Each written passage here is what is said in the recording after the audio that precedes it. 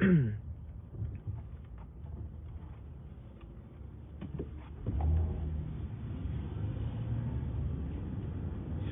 shalom, shalom, Israel. Shalom, shalom. I hope y'all can hear me. Good morning, top of the morning. Top of the morning, top of the morning. I'm doing this little live to help all the parents out there that may need some help. I get a lot of emails, and we get a lot of I get a lot of emails, and not only that, but I get a lot of questions even when I'm out and about my children. If you guys don't know, I have seven children. All right. If you guys don't know, I have 7 children. All right. I have 5 girls and 2 boys. So even when I'm out and about, I take my kids to the mall, or take my kids to the movies, or if I take, we go out to eat, and I'm constantly stopped, by people, Israelite and non-Israelite, about how did I get my kids to be so well behaved. All right, now this is important. If this don't fit you, it's cool, but this is for somebody out there that may be struggling with how to properly raise their kid. Now, I put some scriptures in the description, so it might be, it might be easy to quote scriptures and stuff, but I'm gonna actually give you guys a step-by-step, not a step-by-step play, but a step-by-step play, for the lack of better words, of what I do for my children. Because like I said, there's people that hit me up on Facebook, there's people that, see me in day-to-day life, and they always ask, how did you get your kids to be so obedient, right? There is an attack on our children, all right? There is an attack on our children. Children are important. So my Israelite brothers, yes, we go out there, we get on them street corners, we preaching the gospel to people, we making YouTube videos, we debating Christians and all of that, but you cannot forget about the household, and you cannot forget about your family. The family structure is the most important structure that is needed to be in unity in order to beat this system, right? Now, no one is perfect. No one is perfect, right? No family is perfect. But if you try to stick as closely as you can, to these guidelines, then you'll be all right. You know what I mean? You'll have a fighting chance, because there is a demon and an entity out there that is trying to attack your children.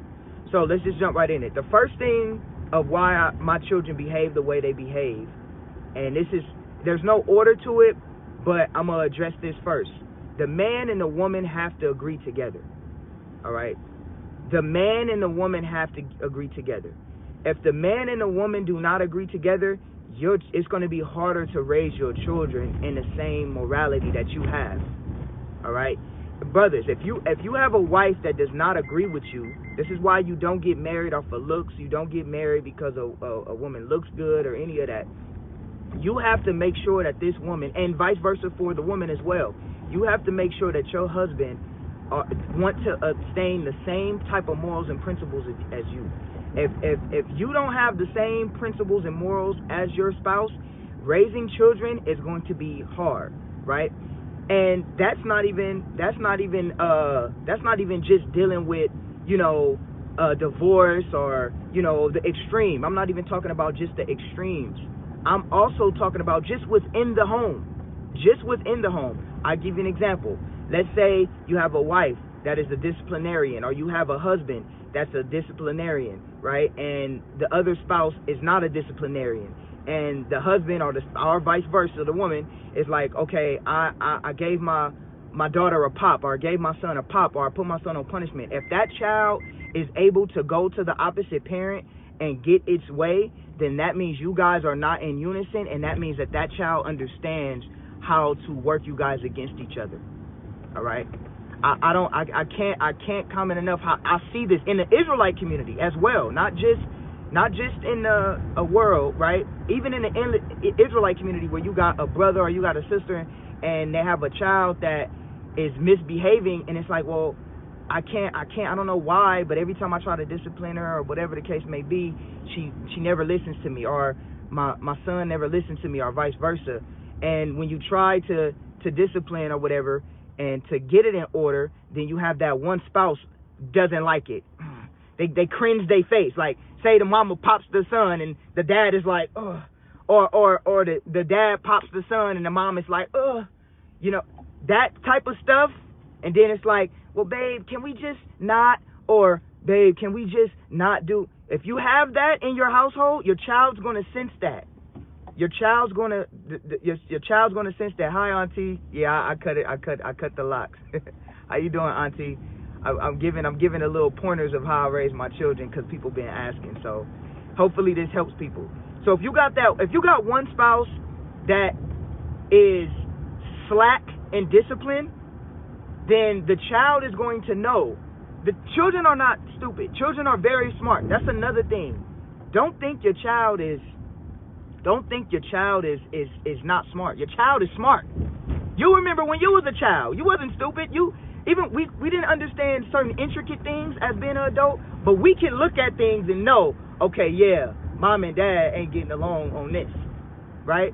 So if you have a spouse that is not on 100% one accord with you in terms of how you guys are going to discipline and raise your children are going to grow up, and that's why they're not listening to you, because that child knows, if my dad pops me, all I have to do is cry loud enough and mom's going to come and save me. Or vice versa, because I've seen it where the sister wants to discipline, and you know, disciplines can be anything. Taking a tablet or nap time or standing in whatever the discipline is. If the other parent is not on one accord, then your household is not going to work. Your child is going to know that. So that's the first thing. You have to be on one accord. All right? That is the foremost, most important thing.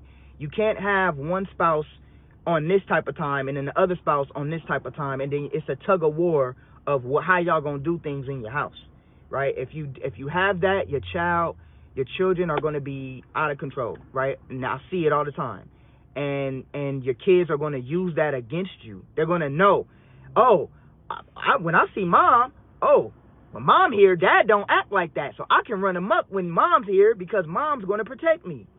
Trust me. All right, so that's the first thing. The man and the woman have to agree on all fronts. And it doesn't have to just be this super extreme where you got fighting among families and child support. I ain't even talking about that extreme because we know the kids suffer when that happens. I'm just simply talking about in your household, if there's an order that's established and one parent is not trying to establish that order, okay? That's one of the first things that I'll say. The second thing that I'll say, what up, bro? Yeah, I'm going live. I'm going live because a lot of people been hitting me up about this, so I was like, I just want to make a video about it just to, clear the air or talk to everybody at once. Whoever this may find, if it helps you, it helps you. I know it's beneficial for me. Another thing with your children, why people say, why are your children so behaved? I have 7 kids, all right? I have 7 kids. My oldest is 11, okay? My oldest is 11, okay? So I have from 11 all the way to 3 months. My newborn is 3 months. All right, my newborn son is 3 months. So I have 11. I have 11 all the way down from 7 to 9 to 10. I got a 11-year-old, 10-year-old. So I got all ranges. I got a 5-year-old, got a 4-year-old. I got all ranges that you probably dealing with. I have. All right, and I'm dealing with them at the same time. You probably dealing with one. I'm dealing with all of them at the same time. So another thing that you guys have to remember as parents is that you are training your child. I'm going to say it one more time. You are training your child. Okay? Having children is not, let's have a baby, and oh my gosh, we're going to have this beautiful baby. Oh, it's so cute. And look, when it squeezes his ears and pinches cheeks, and oh, he's so cute. That baby one day is going to be 15. That baby one day is going to be 16. That baby one day is going to be 17. So you can't have, I see this all the time on movies. You can't have a child just out of your emotions of, I wanna have a baby.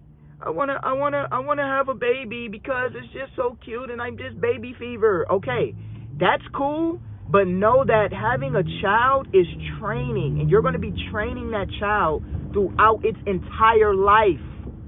It's not just, oh, we got a baby, and I change his diapers, and when he get 19, I kick him off to the side. You grown now.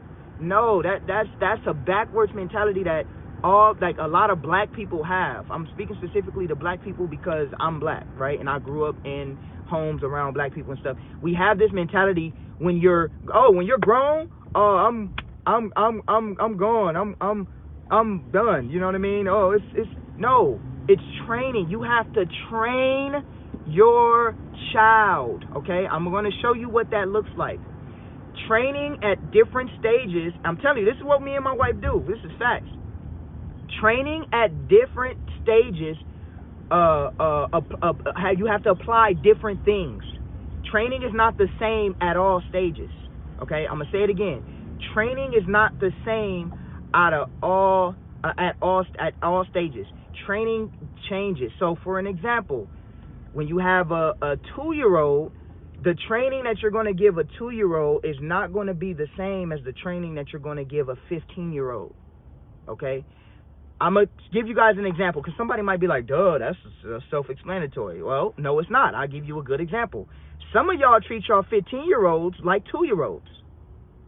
I'm just being honest. Some of y'all treat y'all 15-year-old kids as 2-year-olds. You treat them like a baby, right? Oh, you got a boo-boo. Oh, come here. You treat your 15-year-old as a 2-year-old. You can't treat your 15-year-old as a 2-year-old baby if you have a 15-year-old. You can't do that. It's a 15-year-old. You can't treat your 11-year-old child like a 3-year-old baby. You can't do that because now what you're doing is you're keeping them from being able to grow and eventually be independent people when they get in the world because you're cockering your child. You cannot, and I put all the scriptures that summarize everything that I'm saying, I put it in the title. You can't treat your 15-year-old like your 2-year-old, and you can't treat your 2-year-old like a 15-year-old. You can't have unrealistic standards for a 3-year-old or a 2-year-old. You can't. Now, let me give you guys another training tool. If you bow your child's head, listen, this is one of the most important things. If you bow your child's head down, as early as possible, you're not going to have that many issues when they're older. All right? If you bow your child's head down as early as possible, right? Me and my rib, we call it, you have to break the spirit. What do we mean by breaking the spirit? Because somebody might say, well, oh my gosh, he's saying break the spirit.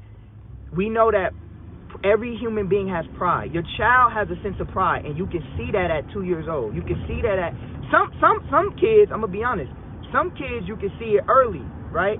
Where, like my son, he's 3 months years old right now, and he has he has fits already where he starts putting his head back and kicking his arms and doing all of that and crying, and there's nothing wrong with him. As soon as he's not hungry, it doesn't need to be changed. He's just having his fit, and as soon as you pick him up, he's smiling at you.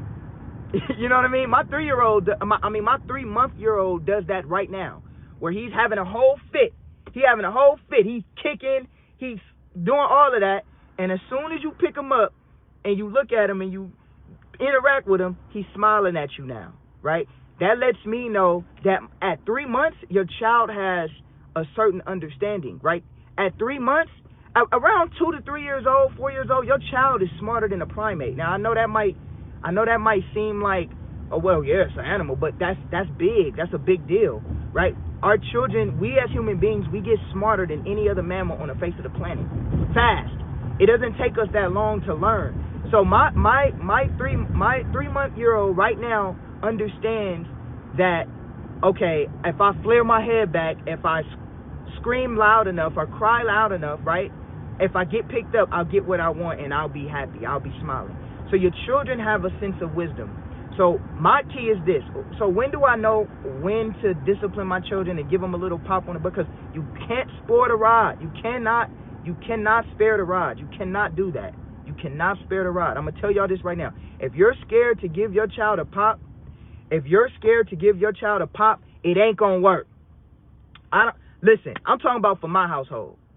And if you give your children that discipline early on, you're not going to have to. I don't whoop my 11-year-old. I don't have to spank my 11-year-old. I don't, I don't. I might have to have talks with her, but I don't have to whoop her or any of that. Some of y'all do it backwards. You spoil your kid. You spoil your kid from 2 years old. You spoil your kid from 2 years old, and then when they get 15, you try to whoop them. What? Now you're fighting your kid in the house because you I can't whoop him. It's just he's too young. I can't whoop my kid. And now when he's in your house, just tearing up, terrorizing, little terror, right? Now you want to whoop him when he's 15. You can't whoop your kid when he's 15. Like, you have to start training. That's why I said it's training. You have to train your child. You have to train your child as early as possible. So guess what? My son is 3 months old. I already give him a little this. At 3 months, I'd be like, hey, stop it. It doesn't have to hurt him. It doesn't have to hurt him. You just are letting him, you're redirecting his behavior, even at 3 months. So when I know he's fed, when I played with him all day, I held him all day, right? Now I'm not, and Jimmy, I'm not saying I'm not saying that you can't whoop your kids at 15. I'm saying, or pop your kids at 15. I'm saying that if you wait till 15 to do it, you just started backwards, right? So I don't want nobody to, you can discipline your children all the way up to any age, but you cannot start trying to whoop your kids at 12, because now that cute stage is out the way. Oh, now he's cute. Now he's not as cute as he was when he was little, so now I can whoop him. You can't do that. You have to start as early as possible. So and then if you start as early as possible, you don't have to do it in the future. Like, for instance, I don't have to, my 11-year-old, right? She's 11 years old. I don't even remember the last time I whooped my 11-year-old. And I'm going to be honest with y'all. I don't remember the last time I even popped my 5 and 4. I don't even remember the last time I popped my 5-year-old or my 4-year-old, right? My son, he's getting his little pops right now because he's 3. But my kids that have more understanding, all I got to do is redirect them with my voice now. I don't even have to, I don't even remember the last time I even had to even do that to my daughters.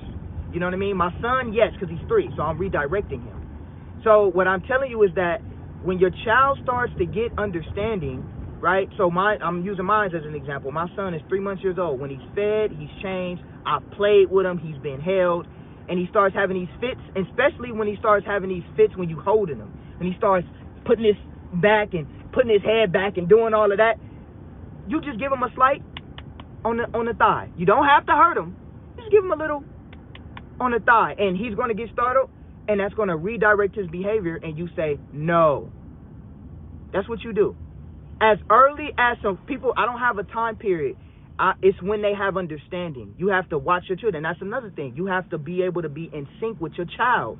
You have to, because parents, y'all not in sync. Y'all just go to work. Y'all tired. Y'all doing whatever you got to do. You got to pay attention to your child. From a baby all the way to a teenager, you got to know, and I'm watching, and I know the different ways. I know each and every one of my children, and I know how different each and every one of them are because I watch my child. You understand? So you gotta start early. Now, Jimmy said, I'm so much softer with my grandkids. Those are grandkids. Yo disciplinary. You can still discipline your grandkids, but you done now. You can enjoy your grandkids, and hopefully your son and your daughter, they know how to raise them. But I'm talking about those who have children that need to raise their children. So 3 months old, I'm already giving my son a little pops on the thigh and saying no. Now, here's the thing. When they get older, 2 years old, 3 years old, so on and so forth, every kid is going to try you. In every household you're going to get tried. Now, luckily for me, my 11-year-old, she was kind of, I ain't gonna lie, she was good. She was just, man, my 11-year-old was different. She was really different. She was really a good kid. I still popped her and stuff, but she was really a good kid, and she's still a good kid right now. But your 2-year-old, your 3-year-old, you have to start establishing who's the boss, because the 2-year-old, the 3-year-old, the 4-year-old stages, those are the stages where you're going to have to establish your dominance. I'm going to give you guys an example. If you got a 3-year-old, a 2-year-old, a 4-year-old, a 5-year-old, whatever, right, these younger toddler years, right, and you're in the store, and you're like, come on, baby, it's time to go, and they look at you and they say, no! They look at you and they say, no. I'm going to tell you, I've never in my life, I'm being honest with y'all, My daughters and my sons have never in their life opened their mouth and told me no. Never. Have never in their life. When I say it's time to leave, they might be kids like, oh, okay. But never in their life has they looked at me in my eyes and said no. If your child is already at 2 and 3 telling you no, you're already behind. You're already behind, right? Now, if they do tell you no, you're going to have to discipline them. It's no way around it. The scriptures say what they say. I'm going to be honest with y'all. All this gentle parenting stuff and all of that stuff, if you want your child to be taken over by the world and to be headstrong, then you go ahead and do that. You go ahead and do that. Gentle parenting, in my experience, I don't gentle parent. I never did that. I pop my children, and all my children are good kids. They all listen to me. I don't have any problem. If your child is 2, 3, 4-year-old telling you no, you need to pop that butt. Now, parents, there's a difference. I gotta say this to my parents. There's a difference between discipline and in teaching and training, and there's a difference in discipline with anger. Okay, I'm gonna say it again. There's a difference between discipline with training, and there's a difference between disciplining with anger, right? You don't want to discipline with anger. I'm going to give you an example. You stupid excuse my language, I'm being real with y'all. You stupid ass motherfucking kid, always fucking acting bad, and then you whooping your kid while you cussing your kid out. I have never in my life used a cuss word towards my child. I have never in my life used a cuss word towards any of my children. I've never called my children motherfuckers. I've never called my children you ignorant, stupid motherfucker. I've never called my children and said, shut the fuck up. I've never yelled at the top of my lungs, you fucking dumb kids. I've never done that. I've never done that in my life. The reason why you parents out there are doing that is because you spoiled your child and now you can't control them and you just have these outbursts of anger. Now you do something crazy to your kid and now you're like, oh, I'm so sorry, baby. So you're creating an endless pattern of miscommunication. You can't do that. You have to discipline as a parent, as a training mechanism. So when you just be ready for your child to do something, because they're children. They're going to do something bad. You have to redirect them. That's what it is. You don't do this out of anger, cussing them out, you stupid motherfucking kids and all of that. Like when I see people do that, I'm just like, what are y'all doing? Like that's not how you train your child. You establish order and discipline and you teach. You know, as early as 4 or 5 years old, I explained to my daughters, you know why you get in a pop? And I have them understand why I'm popping them. You're getting a pop because when I came in the bathroom, you were playing with the toothpaste and you smeared the toothpaste all over the sink and all over the mirror. So you're gonna, I'm giving an example. So you're gonna get a pop for that. Or maybe that doesn't warrant a pop. Maybe that warrants you're going to go to timeout or something. Because I do believe in timeout too. Depending on the severity of the disrespect, I don't believe you have to whoop for every reason. But I believe as a parent, you have to discern, okay, you're on timeout for this. You're going to go lay down and take a nap, right? You're going to go lay down and take a nap. Or here, you need a whooping, right? Or you need a pop, right? So you have to understand that when it comes to a parent, you cannot discipline in anger, right? None of us are perfect. We all had those moments where we were angry at our child, or parents are humans too. When you're going through something or whatever, and it's kind of, but you don't discipline your child out of anger. You don't cuss at your child. You don't do none of that. You redirect the child's behaviors. So if my son, for an example, sometimes my 3-year-old, I'm gonna give you an example of my 3-year-old son. Sometimes if I tell I can hear my 3-year-old son messing with his sisters in the room. I can hear what they're doing. They're messing with the sisters in the room, whatever. Because my 3-year-old, he's the first boy, so of course he got all the sisters, and they gonna, baby him or whatever, pick him up, whatever. If I tell my 3-year-old son to come here, and he doesn't come, right? If I'm in the living room and I say, Sharyan, come here, and if he doesn't come, that is a direct challenge. He might have not told me to shut up. He might have not screamed at me or nothing, but that is a direct challenge. If I don't establish who's the boss, he's going to just eventually take that single-handed disrespect up a notch, until now you're going to have a child that's screaming at you. So if I tell my son to come in, and then I tell my daughters, is he coming? Right? If I tell my daughter, is he coming? And they say, no, he's just sitting on the bed. Then I'm going to get up. I'm going to communicate with him. Did you hear your dad? Did you hear me say, come here? He's going to look at me. He understands. He's going to look at me. He shakes his head, yes. And then I'm going to give him a pop. Then I'm going to give him a pop.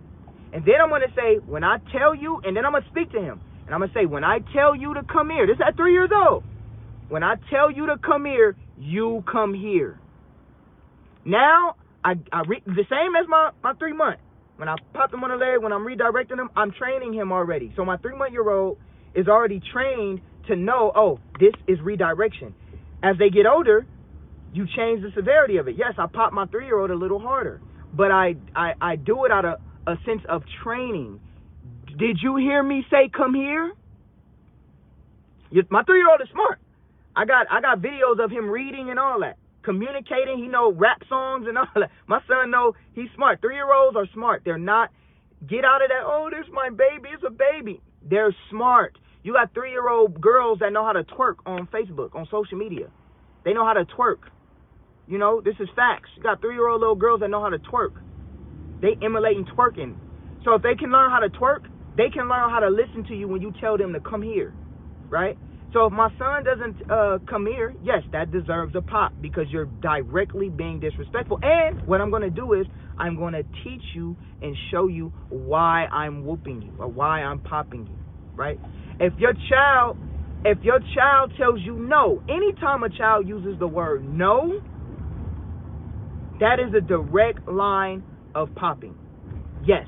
If your child says no, that is a direct line from popping. I'm using this in my household. This is what I do in my household. When you do these things, guess what? You redirect them. And now, when I'm out and about with my 3-year-old, guess what, family? Guess what? When I'm out and about with my 3-year-old, and anybody that knows me personally, my auntie was just on here. I don't know if she's on here anymore. My auntie was just on here. She knows me. She said she co-signed for it. Anybody that knows me that's on here, y'all will co-sign. This brother has great, excellent kids. When I'm out and about and I'm like, now that I'm establishing order, when I'm out and about at the mall, when I tell my son, come here, it's time to go, guess what? He's going to remember. He's going to remember, oh, when I didn't listen to my dad at the house and he told me to come here at the house, he popped me. He's not going to distinguish. I'm going to tell y'all, he's not going to be able to distinguish between being out, right, and being in the house. All he's going to remember is when I redirected him at the house. So he's going to come. I have no issue. When I tell my son to come here, he follows me right away. Right away. And when I'm out at the mall, at the store, even when we leaving Chuck E. Cheese, it's time to go. My 3-year-old, of course my older children, my 3-year-old follows right after me. Let's go. It's time to go. He right there. He don't fuss. He don't cry. I be seeing kids at Chuck E. Cheese. You know, the bad kids be at Chuck E. Cheese. Y'all know that. The bad kids be at Chuck E. Cheese. I be seeing kids, no, pulling them away from their mama, screaming and all of that. Parents be looking embarrassed and all that. I'm telling y'all, I have never dealt with that. I've never dealt with that with any of my kids because I redirect them at home. I redirect them at home, right? The training starts at home, right? You cannot expect your child to behave out and about if you don't train them at home. You have to train them at home. And this will prevent you from having to whoop them in public. Because now, you know, you guys are looking embarrassed and people want to call child services and take your kids for whatever, you know, do whatever. The government wants to control your children. There is like I said earlier, there is an attack on your children. So yes, the government doesn't want you disciplining your kids because they want your kids to be killed by the cops when they get older because they don't have discipline. No, what we're going to do is we're going to save our children's lives by disciplining them while they're young. So now, my son is redirected at home. He doesn't have to be redirected when we're out and about. I just tell my son, let's go, and it's time to go. Now, what does that look like at a different stage? Apply that principle from 3 years old all the way to 7 years old. You know what I mean? All the way to 8 years old.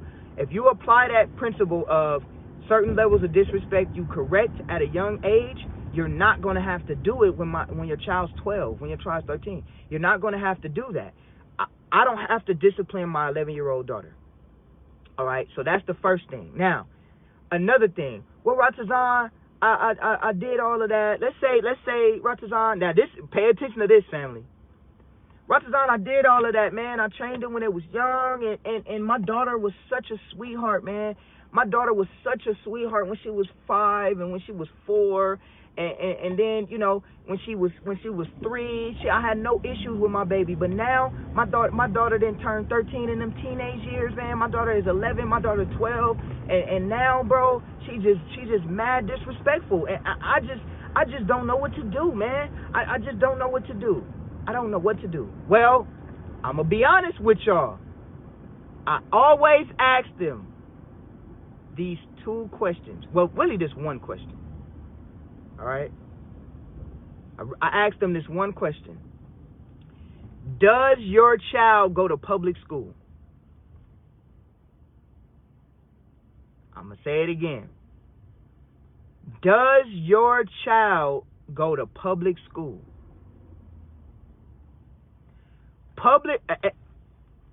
This is me. I'm being honest. You know, I homeschool my children. My children are homeschooled. Oh, they're not going to have a life, and they're not going to have friends, and they're not. My children, everywhere they go, when I take them to Chuck E. Cheese or I take them to, that's a lie. When I take my kids out, they the leaders of the kids. They running around, sliding, have other kids following them and all that. My kids got the most personality, and my kids are homeschooled. They got the most personality. When my kids go to the park, and anybody that knows me on here that has been to the park with me and my kids, when you look out and you see them other kids, that all the other kids be following my kids. So all that, they're not going to have friends and all of that. All of that is a lie. Another thing, I'm blessed to have, because I'm an Israelite, I'm blessed to have an Israelite community. So in my Israelite community, other people have kids. So my kids have friends. Like I'll show y'all pictures. I'll show y'all pictures of my kids having big parties. You know what I mean? For their born day or whatever, having big parties. And guess what? It's a whole bunch of people there, friends, all of that. So all of that, your kids are not going to have friends and all of that is BS. Your kids are not going to have a life. That's BS to get your kids to go to school. Sending your kids to school, in my opinion, sending your kids to public school especially, is a death wish for your child. Is a death wish for your child. Is a death, I cannot stress it enough, is a death wish for your child. You're going to have to work extra hard to keep that training that you trained them. You're going to have to work extra hard to keep that training that you trained them from 3 months all the way up to when they're 12. Because when they go to public school, they're going to learn from other kids. It's just natural. They're going to learn behaviors from other kids. They're going to learn all type of things. You might have these unruly kids they might be friends with. I'm going to give y'all a great example, right? I really did this. I worked with kids for the first, my young adult years. So from when I was like 19 all the way to like I was like 25, I worked in the after school program with children, with middle school kids. I also worked with elementary school kids. So from when I was like 19 all the way to like 25, my first early jobs, I did security and I worked the after school program with middle school kids, primarily middle school kids, but also I did middle school kids as well, right?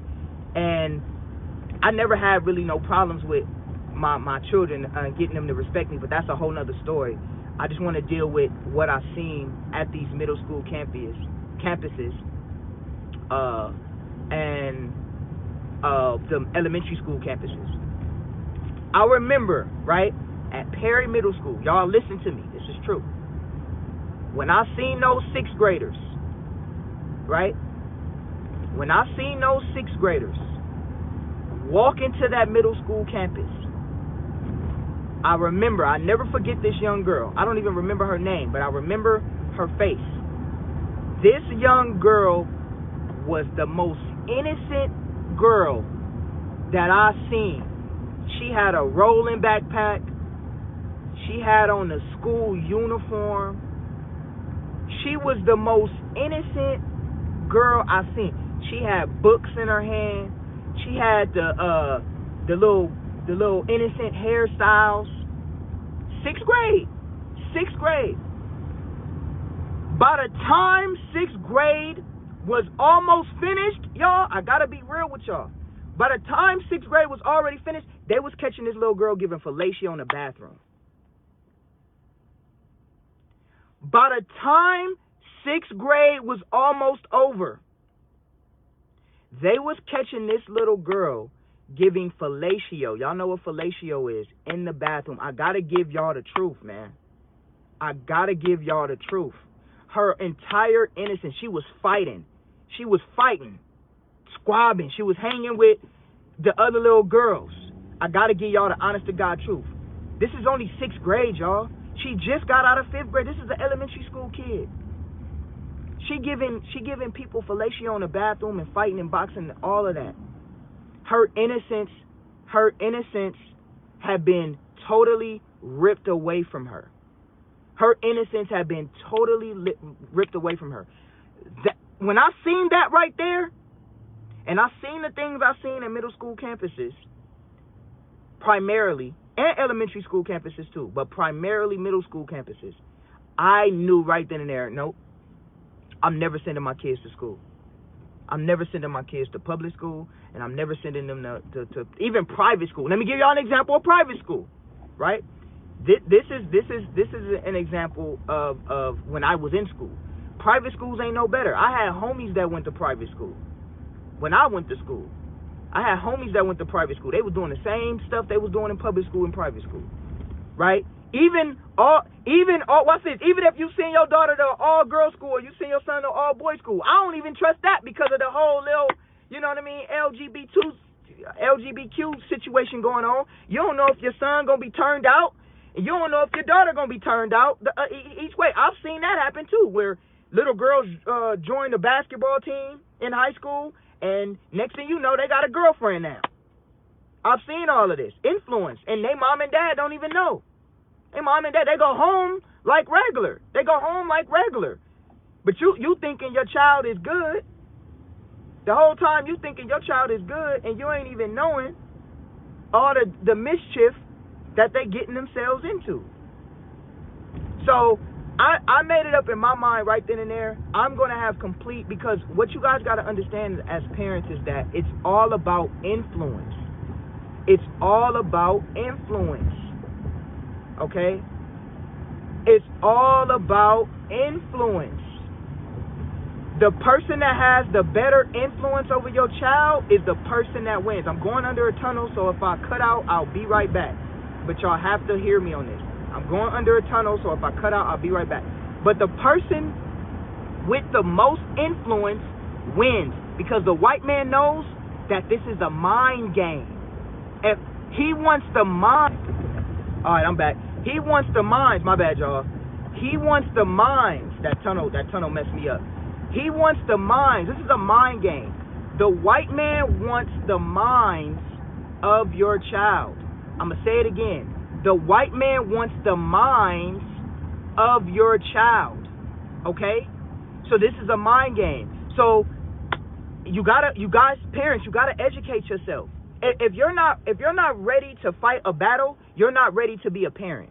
I'm gonna say it one more time. If you're not ready to fight a battle, you're not ready to be a parent. If you are not ready to fight a battle, you are not ready to be a parent. Don't have kids. If you are not willing to fight for your children's minds, if you're not willing to fight for your children's liberty and to be righteous, then you are not ready for children, right? The man wants your children's mind. This is why he starts programming them at an early age with the things that they watch, the things that they see.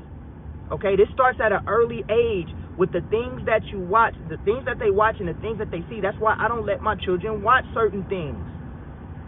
I don't let them watch just because it's a cartoon. You'll walk in the room and the cartoon will have, I remember one time my kids was watching some cartoon, and it wasn't even like a adult cartoon or a cartoon for like 13-year-olds or something. It was a cartoon for like young kids, and it was a character in the cartoon. I can't even think of the name of the cartoon, but it was a character in a cartoon that they didn't even know if it was a man or a woman. It was like a woman and a man at the same time. Immediately I cut that off. No. So the white man understands that we are creatures of influence. So think about it. If you train your child, right, and this is what, listen to me. This is, now I understand when the Most High said, do not eat of the tree of knowledge of good and evil. Because the longer you keep your children are eventually going to learn evil. That's you cannot beat that. Your children are going to eventually learn evil, right? It's inevitable. Everybody's going to have their testing. So you can't stop that. But you can give your child a fighting chance. So I'm going to give you an example. I'm going to choose, right? I'm going to choose when my child, or try to have the best option to choose when my child is introduced to evil. I'll introduce it to him slowly but surely. But if you just throw your child out there to the wolves, you can't expect your child to be this upstanding teenager, right? Teenagers, it's a study, this is a fact. Teenagers did not start being, and this is fact, teenagers you're always going to have your problems, right? You're always going to have to discipline your child. But teenagers, we didn't see this uproar and disrespect in teenagers until like the 70s and the 80s, right? Like in the 60s and the 50s, you know what I mean? It wasn't really, and I seen the documentary of this on YouTube. You didn't really, it was children here and there that was bad, whatever. You had to spank in like the 50s and stuff like that. But like, it really started getting crazy in like the 80s and like the 90s and like the 70s, when children just start getting crazy. When you start having television, right? The television. Around when television, this is a fact. You can look this up. Around when television got created, this is when you seen a spike. This is when you seen a spike of disrespectful children. I'm talking about like a spike in history. So Esau knows this. So if you take your child and you train your child and you dump your child, listen to me, and you dump your child in the middle of a middle school filled with kids that never got trained a day in their life, filled with kids that already seen Players Club. Y'all hearing me? Filled with kids that their parents let them listen to Sexy Red. You dump your child in a room or in a school full of kids that already know how to twerk, full of kids that their favorite rap artist is Sexy Red. Their mom lets them listen to Sexy Red. You're putting your kid around all of this at still a young mind, 11, 12, 13, is still a young mind, and they're not even exposed to it. But then you just drop your kid in the middle school and boom, they just get slapped in the face with all of this stuff. With all of this stuff, what do you think the natural human instinct is going to be? The natural human mind is going to be. You're not, no disrespect, but you're sending your kids into the valley of death. Now, I'm not saying that the good kids don't come out of that, but why would you want to risk sending your kids to the valley of death? Why? Why would you want to even risk that? Why would you even want to risk sending your children to the valley of death? I would never risk sending my children to the valley of death. I would never do that. Never. I'm not going to risk sending my kids. That's what I call middle school, because they're not learning nothing. They're not learning nothing. The only thing they learning is LGBTQ or whatever. That's what they learning now in schools. I mean, Trump said he was going to reverse it, but we'll see. You know what I mean? But they're not learning. They learning how to have sex, right? Because there's no guidance. So you're sending your child around other children that don't have no guidance. Me, on the other hand, I'm not doing that. I'm going to make sure I have control over my children as long as I can before they become adults. Well, what about if you send them to college and they learn how to do all that bad stuff in college? Well, two things. At the end of the day, and this is the hard pill to swallow, y'all. At the end of the day, if your child is going to be bad, your child is going to be bad. If you do all the things that I'm doing and you do all the steps that I'm doing, and your child gets 18, 19, 20 years old and they just decide to hell with you and F you and all of that, which I can't really, if you do everything right, I can't really see that really like me personally, I can't really see that happen. I can't see, but we'll see. In a couple years when my daughter's 17, 18, we'll see. You know what I mean? But I can't see that happening. But if that does happen, and I talk to and that's another thing. You got to talk to your children. When they get 12, 11, you got to start having these talks with them. I have talks with them. Even at 5, even at 6, even at 7. I have I have talks with them, and I tell them, hey, look, one day you guys are going to have a choice to make. I tell my kids that. I say, look, one day you're going to have a choice to make. You're going to have to decide. You're going to be an adult. You're going to have to decide that the life that you're living in righteousness is the life that you want. And you're going to have to decide that you don't want to live it. Right now, you don't have that choice. Right now, you don't have that choice because you're living in my house. Any child that lives in my house ain't got no choice. There's no choice in my house. You know what I mean? You don't have a choice to listen to me in my house. There's no choice. This is I pay these bills. I feed you. I clothe you. Right? I do all of that. There is no, let your child express and have choice. No. We can have conversations. Hey, baby, come talk to me. You want to know why? You want to know why I did what I did? Or you want to know why I have the rules that I have? Come sit down and let's talk about it. But there is no choice where I can choose and I have, what do they call it nowadays, parents? Freedom of expression. I let my child have freedom of expression, and then your child want to turn into a goddamn rat. You know what I mean? Your child want to turn into a goddamn whatever. Freedom of expression. There is no freedom of expression, but there is communication and an understanding based off of the guidelines that I, as a father, has laid down, and as a mother, that we as parents together. If you guys are just tuning in, y'all missed. Y'all got to go back. Us as a parents, we have to agree first. First and foremost, the parents have to agree. Because if the parents agree, then you up your chances of your children. So once the parents agree, me and my wife agree, this is the way we're running things. The children have no choice but to agree, right? But I have these conversations with my children, and I say, look, one day you're going to be 19, 20, 21, and you're going to have to make the decisions for your own life. At that point, I wash my hands. But let me just tell y'all this. Don't think that I'm going to support your bad habits. This is what I tell my daughters and my son. I'm going to tell him one day. Don't think, because even your sons, brothers, don't give your sons a pass because he's a boy. All right? Don't give your sons a pass because he's a boy. You cannot give your sons a pass. You have to treat your sons with the same disciplines, fathers. I'm getting on the fathers here. You have to treat the same discipline you treat your daughters. You think I want my son running around dropping seed everywhere? Hell no. I ain't going to be dapping up my son. There you go, boy. Yeah, you. Nah, the Bible speaks against that. I'm not going to, and I put the scriptures that summarize and everything that I'm saying in the title. So if anybody wants scriptural proof, if you're a Bible believer, everything I'm saying is biblical. I'm not going with the government. I'm not going with America. I'm not going with what you saying, gentle parenting. I'm not going with none of that shit. I'm going with the Bible. And the Bible summarizes everything I'm saying. The same discipline I established for my daughters and the same responsibilities I give my daughters, I'm going to give my son. Guess what, fellas? My son going to have to cook too. Yeah. When my daughters, my 11-year-old already cooking. My 11-year-old already can cook basics. But all my children, even my boys, they going to learn how to cook too. You know what I mean? They going to learn how to cook too. My son going to learn how to clean a kitchen. And I got the same expectations of chastity.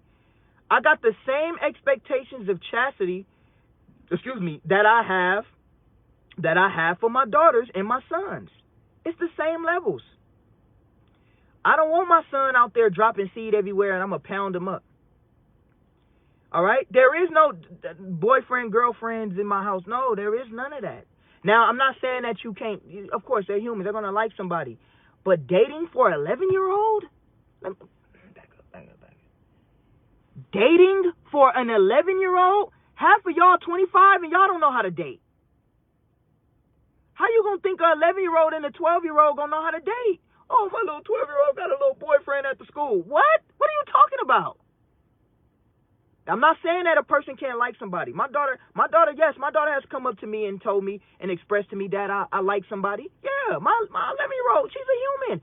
And you know what I tell her? You're a human. You're supposed to have those expressions. Yeah. And we sit down and we talk about it. What do you like about that person? What do you like in that person? What do you see in that person? Why do you like them? Why do you like them? And I let her express to me why. And then I tell her, it's not wrong with liking somebody, but baby, she already understands it ain't going to be no boyfriend, girlfriend type thing. No, ain't going to be no, you can go to the back and kiss him. No, ain't going to be none of that. None of that. You know what I mean? And like I said, I have an environment, of course, the boys that, my daughter might see that she has a liking to are all in my circle, right? That's another thing. That's why community is important. That's why the white man has broken down and tore away community. He has broken down and torn away community for black folks and Mexican folks, really. You know what I mean? Jewish people, they understand this. Jewish families, trust me, I worked for a Jewish company. I was there. I worked for a Jewish mental institution.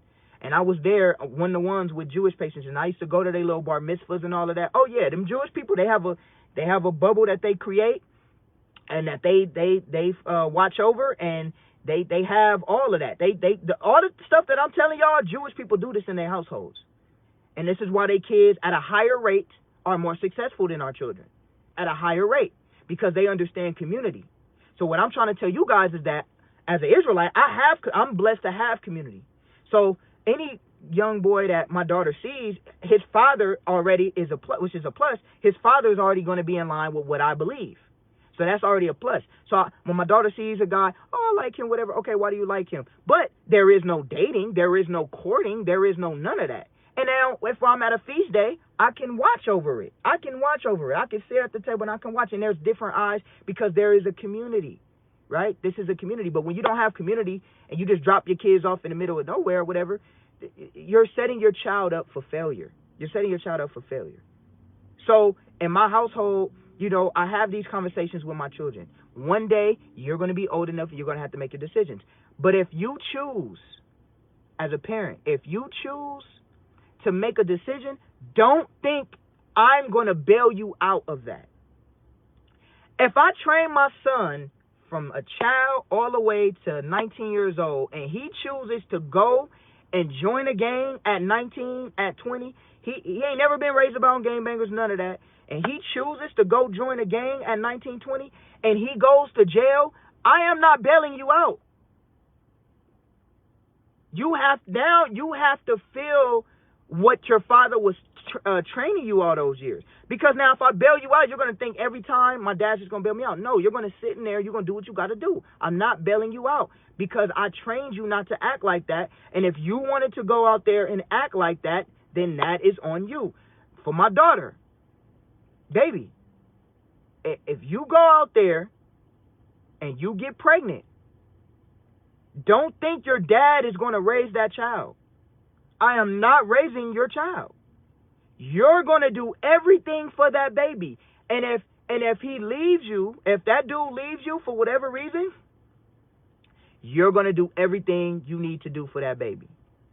You're going to go get a job. Don't ask me for no babysitter. Don't ask me to be the babysitter when you want to go out and do something. You're going to go get a job. You know what I mean? You're going to go provide. You're going to buy diapers. You're going to do all of that for your baby. Because you went outside of what I taught you as a father, and you got to deal with that consequence. That's the only way you learn. So then you can look back and you can say, dang, my dad told me not to do this, and I did it anyway. If I bail you out, what are you learning? Oh, my dad just bailed me out. He just provides for me. He takes care of me. Now, I'm not saying that I'm going to just throw y'all out on the street. You know what I mean? I'm not going to just, but you're going to be, you can be in the house, but you're going to do everything for that child. You're going to buy diapers for that baby. You're going to go to work. Don't ask me to watch that child. You're going to find a baby. All of that. You're going to have to figure out how you're going to live day to day, right? Now, I'm going to love my grandchild regardless, so of course I might do some stuff here and there, of course. But you're going to be the primary source. You're going to feel how to, when a baby's crying up early, 3 o'clock in the morning, don't come to me saying, Daddy, can you help me put the baby to sleep? You're going to put that baby to sleep. You're going to deal with the baby. You're going to change it. You're going to feed it. You're going to provide for it.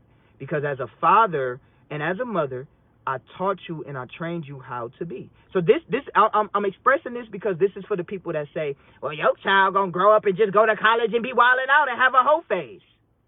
Okay, if that does happen, which I can't see that happening, But if that does happen, I'm already having talks with my children right now. You're going to feel all of the repercussions. If you go out and get an STD. See, I have these talks with my children. A lot of y'all parents, y'all don't talk to your child. You got to talk to them, right? I'm giving y'all a blueprint from 3 months all the way up to adulthood. You got to have conversations with your children. You got to show them things. You got to show them examples. You want to go out there and have sex? Look at the statistics on STDs. This is what I'm gonna have to show my children. Really not the younger ones. The younger ones, they a little too young. But when they start getting like 12 and 13 and all of that, you're gonna have these conversations. Look, this is what you can catch. The best way of preventative measures of not having a STD is abstinence. It ain't using a condom. It ain't none of that. The highest ability of not having a child and not getting a sexually transmitted disease is abstinence. It's abstinence. So I'm going to teach you that. If you decide to go out there and do what you want to do, right? And this is on the CDC. This is not just me saying this. This is the CDC that says this on the CDC. All right? The CDC, which is I'm paraphrasing. I don't know the abbreviation, but the Disease Control Center or something like that, right? The CDC, it says the best chance of not getting an STD is abstinence. It's abstinence. So yes, abstain, right? Once you get old enough and everything is ducks in a row for my son and my daughter, if you want to court, then we go through a courting stage. All right? Somebody said if you don't show them that, Tiffany said if you don't show them that, they'll learn it from the wrong people. Yes. Center of Disease Control. Thank you, Tiffany. Center for Disease Control. Thank you. And if you look on the CDC, they'll tell you blade out the best way not to catch a sexually transmitted disease or none of that is abstinence. All right. So yes, I'm teaching my children abstinence. Now, of course, when they get older, if you teach them this thing, now I'm gonna be honest. From a child all the way up, you train your child from 3 months. If y'all missed what I said, y'all got to go back and watch the video. You train your child from the ways that I said, from 3 months all the way to 11, all the way to 12, all the way to 15. I can't see, unless they get a friend. The only way I can see a child just going completely AWOL is if they get a friend. That's why you got to watch the friends that your children have. You have to. You can't just have friends with everybody and spending the night at everybody's house. Not like that. I got to protect my child. First of all, I don't know who be in and out over there at that house. I don't know. Especially if they don't do and practice the beliefs that I practice. I don't know who in and out at that house. I don't know if your friend's mom got her brother staying there. And I don't know if her brother is a convicted pedophile. I don't know. Maybe they can come over here, but I'm not too trustworthy of just sending my kids to anybody's house. You don't know what can happen to your child. Your child could get filled on or whatever. You don't know. It could be the parents could be good people. The parents could be great people. A true story. This is a true story. I had years back, a brother tell me the parents was good people. Parents was great people. All that. He sent his daughter over to the parents' house or whatever. They was good people. Good parents. All that. But the parents had a son. All right? And the son and his daughter end up doing some stuff. So good parent or not, I'm not taking that chance. Y'all can hang out. Y'all can go to the park. But spending the night, nah. I'm not doing that spend the night game. I don't know what's going on over there. You know what I mean? If the parents are comfortable for your friends coming over and spending the night at your house, cool. But I'm protecting you. Now, yes, have my daughters had a sleepover before? Yes. Have my daughters ever been to a sleepover? Yes. But it was highly chaperoned. All the kids slept in the living room, and the parents were in the same living room as them. And my wife was there. So that's the only sleepover that we doing. My wife there, right? Parents there. The kids is being watched. Oh, I'm good. That's okay, cool. But anything like just going to homies, look, and it's for my sons too. True story. I never forget, you know what I mean? And all praises for my father.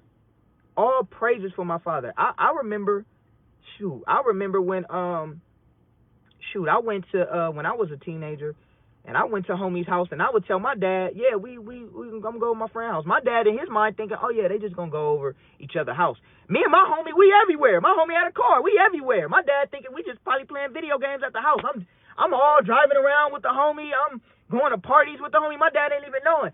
The biggest trick in the book that you could do to your parents in my era is my homie, oh, it's a party on Saturday night. Dang, my dad not gonna let me go to the party on Saturday night.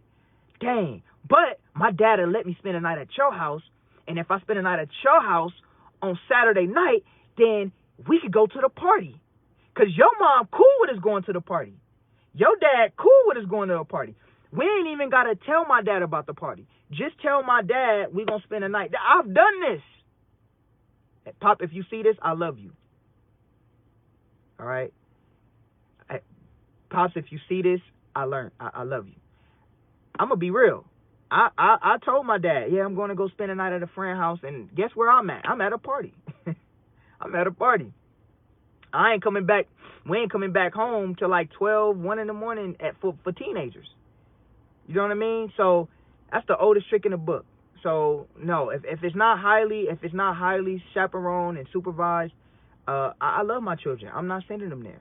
If you want to protect your children, you might get some naysayers, whatever. This ain't for the naysayers. You have your child. You want your child screaming at you and yelling at you and all that, by all means. Want your child bucking up against you, by all means. I don't have that issue because I train my children from children down. So let's run it back real quick before I end this live. As early as a child has understanding, that's when you start what I call redirecting their behavior. Right? As early as a child has understanding, whether it's 2 months, 3 months, whatever.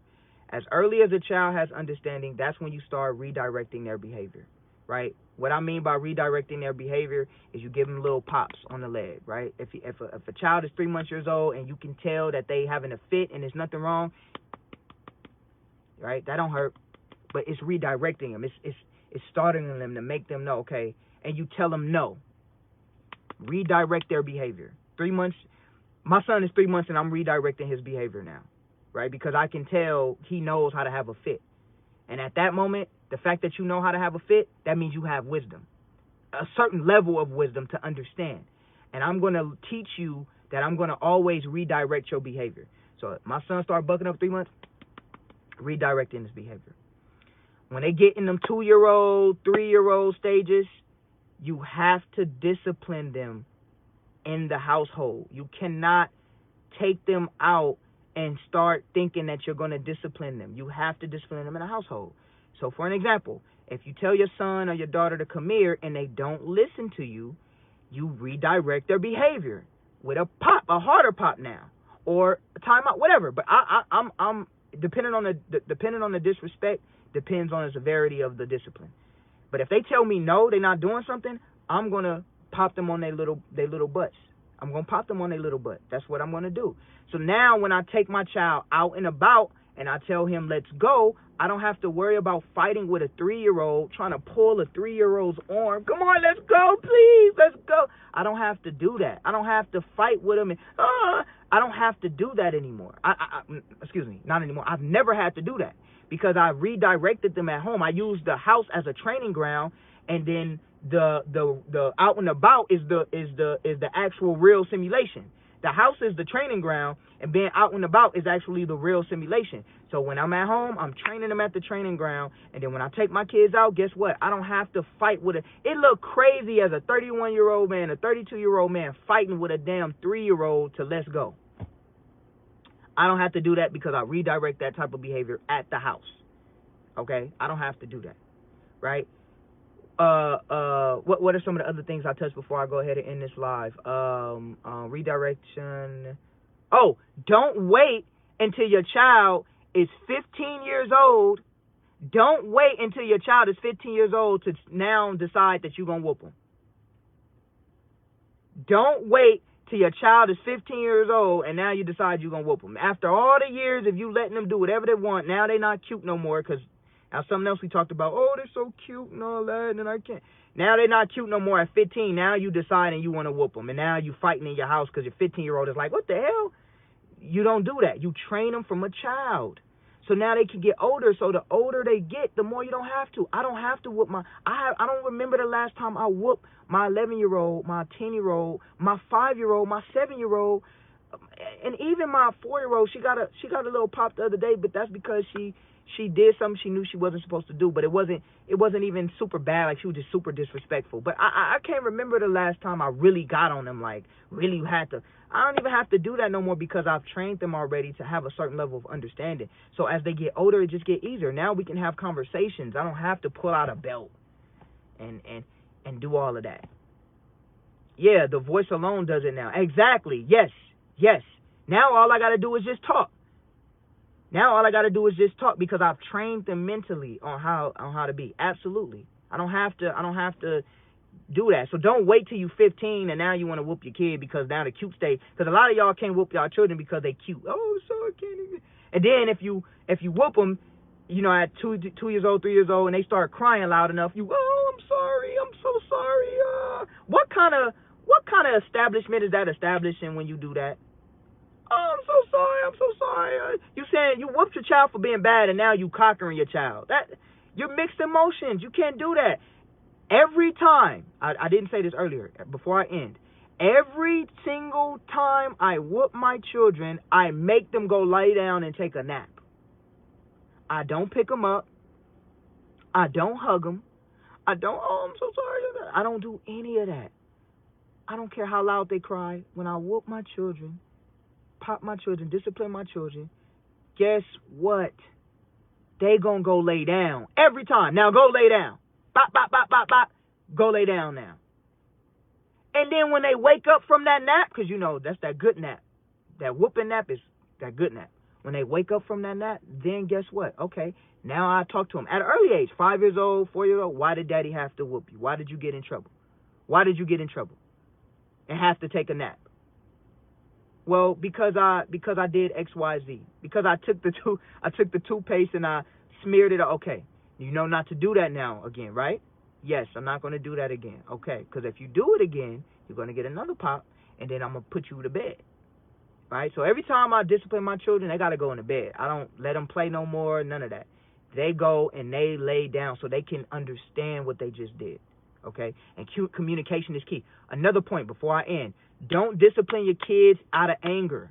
You do not discipline your kids out of anger. Do not whoop your kids because you angry. Do not whoop your kids because you mad. Do not cuss your kids out. Do not scream and yell and call your kids motherfucker and you dumb, stupid motherfucker. You look like your fucking daddy, you stupid ass and stupid kid. I fucking hate these kids. You know what? I fucking hate these kids. All that stuff. Don't do that to your child, man. Don't do that to your child. We're not trying to traumatize the child. We're trying to redirect the child. We're not trying to traumatize and have trauma and all of that. I've never in my life cussed at my child. I've never in my life called my child an ignorant motherfucker. None of that. That's the terms. I'm speaking for black households because that's what we do. You ignorant motherfucker and all that. I don't do that. You know what I mean? Don't do that to your kid. That's not discipline. That's trauma. Okay? That's not discipline. That's trauma. And another thing, it's people that do that. Facts. It's people I know close to me that do that. And I just be looking at them like family members. I'm like, what are you doing? Why are you cussing at your kid like that? Like, don't do that. Call him a motherfucker. All right? Don't do that. Your child is not a motherfucker.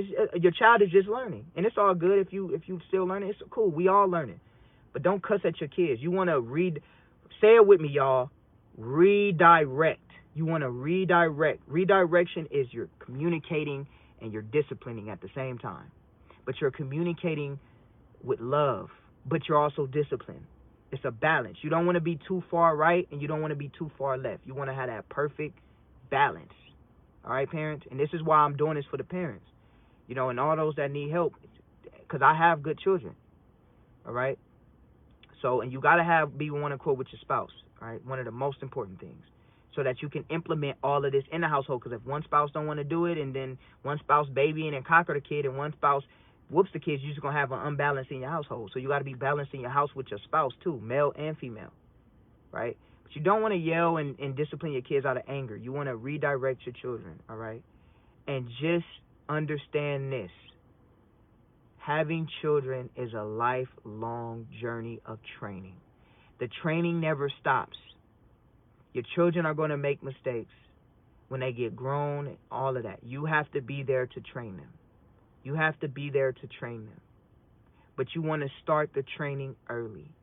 You don't don't give your children unrealistic expectations. You just allow a righteous environment. My children don't know anything outside of their righteous environment because I don't send them to public school. I don't send them to hang with friends that's doing evil. I make sure that they're safe. So with that being said, that's just a little bit of what I do with my children.